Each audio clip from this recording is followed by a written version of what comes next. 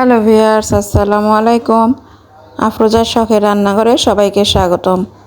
কেমন আছো সবাই? আশা করি যে যেখানে আছো সকলে ভালো আছো এবং সুস্থ আছো। আল্লাহর অশেষ মেহেরবানিতে আমরাও আছি আলহামদুলিল্লাহ।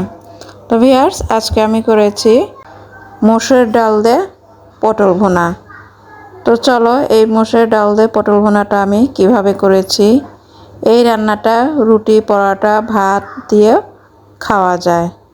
তো দেখে নেওয়া যাক মূল রান্নাটা। দিয়ে দিলাম পরিমাণ মতন তেল। তেল দিয়ে আমি গরম করে দিয়ে দিয়েছি পেঁয়াজ কুচি। পেঁয়াজ কুচিটা আমি হালকা নেড়ে নিয়ে এখন আমি এখানে দিয়ে দেব রসুন। ভিউয়ার্স, রসুনটা আমি একদম কুচি করে কেটে নিইনি, যেহেতু দেশি রসুন, রসুনের কোয়াগুলো ছোট ছোট, তাই আমি আস্তে রেখেছি। রসুন এবং পেঁয়াজটা আমি হালকা ভেজে ধুয়ে রাখা মসুরের ডালটা দিয়ে দিলাম। মসুরের ডালটা আমি 7-8 মিনিটের মতো ভেজে নেব।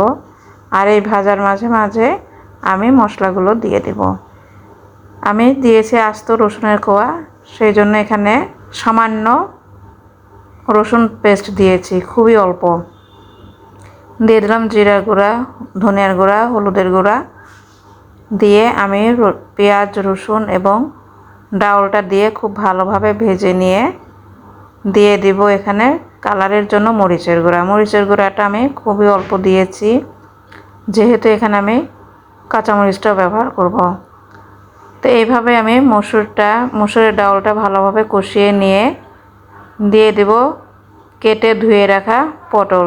ভিউয়ার্স, তোমরা দেখে নিশ্চয়ই বুঝতে পারছো পটলটা আমি কিভাবে কেটে নিয়েছি। এখন আমি পটলটা দিয়ে ভালোভাবে নেড়ে চেড়ে ডাউলের সঙ্গে মিশিয়ে নেব। তো আমি পটলের সঙ্গে ডাউলটা ভালোভাবে নেড়ে চেড়ে মিশিয়ে নিচ্ছি। তোমরা ভিডিওটা সম্পূর্ণ দেখতে থাকো, প্লিজ স্কিপ করে দেখো না। আশা করি তোমরা সবাই আমার ভিডিওগুলো সম্পূর্ণ দেখবে, কোনো রকম স্কিপ করে দেখবে না।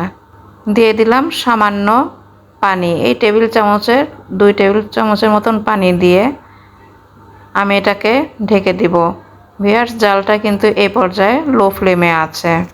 ডাউল এবং পটলটা ভালোভাবে নেড়ে নিয়ে এখন আমি আবারও সামান্য পরিমাণ পানি দিয়ে ঢেকে দিলাম অল্প কিছুক্ষণের জন্য। ফিরে এলাম কিছুক্ষণ পর, এসে আমি এখান দিয়ে দিলাম লবণ। লবণটা আমি স্বাদ অনুযায়ী দিয়েছি, দিয়ে আমি আবারও কিছুক্ষণের জন্য ঢেকে দিলাম। ফিরে এলাম কিছুক্ষণ পর, আমি এটাকে আবার ভালোভাবে নেড়ে চেড়ে দিব। ভিউয়ার্স, আমি এটাকে ভালোভাবে নেড়ে দিয়ে দিব মেজারমেন্ট কাপের 1 কাপ পানি। পানিটা দিয়ে আমি মিডিয়াম আঁচে রেখে ঢেকে দিব।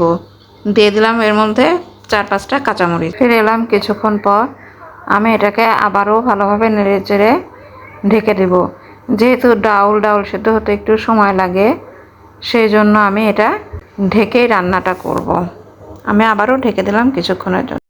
ফিরে এলাম কিছুক্ষণ পর, আমি আবারও একটু নেড়ে চেড়ে নেব। তো ভিউয়ার্স, কেমন লাগছে তোমাদের ডাল দিয়ে পটল রান্না? তোমরা অবশ্যই লাইক কমেন্ট করে জানাবে। রান্নাটা আমার প্রায় শেষের দিকে, আমি আর কিছুক্ষণ এটাকে রান্না করে নামিয়ে নেব। ডাল রান্নাটা হয়ে গিয়েছে, মসুরের ডাল দিয়ে পটল ভুনা। এখন আমি এটাকে নামিয়ে নিচ্ছি। হয়ে গেল মসুরের ডাল দিয়ে পটল ভুনা। তো ভিউয়ার্স, কেমন লাগলো তোমাদের? তোমরা অবশ্যই লাইক কমেন্ট করে জানাবে। আর আমার চ্যানেলে নতুন হয়ে থাকলে প্লিজ সাবস্ক্রাইব করে পাশের বেল আইকনটি বাজিয়ে দিবে, যাতে করে আমার প্রতিটি রান্নার নোটিফিকেশনে তোমরা প্রথমেই পেয়ে যাও। আল্লাহ হাফেজ।